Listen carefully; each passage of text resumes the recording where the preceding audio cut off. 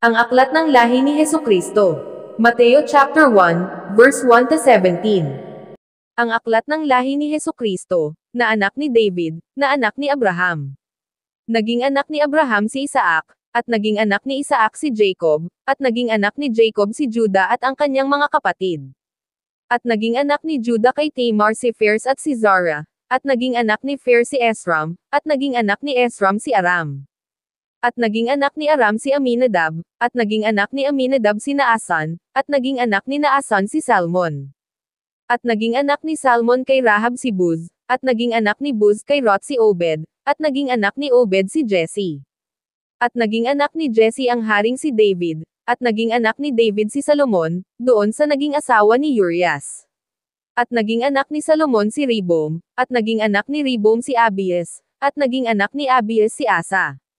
At naging anak ni Asa si Josaphat, at naging anak ni Josaphat si Joram, at naging anak ni Joram si Ozias. At naging anak ni Ozias si Jotam, at naging anak ni Jotam si Akaz, at naging anak ni Akaz si Ezequias. At naging anak ni Ezequias si Manases, at naging anak ni Manases si Amon, at naging anak ni Amon si Josias. At naging anak ni Josias si Jeconias at ang kanyang mga kapatid, ng panahon ng pagkadalang bihag sa Babilonya. At pagkatapos ng pagkadalang bihag sa Babilonya, ay naging anak ni Jeconias si Salatil, at naging anak ni Salatil si Zorobabel. At naging anak ni Zorobabel si Abiad, at naging anak ni Abiad si Eliakim, at naging anak ni Eliakim si Azor. At naging anak ni Azor si Sadoc, at naging anak ni Sadoc si Aquam, at naging anak ni Aquam si Eliud.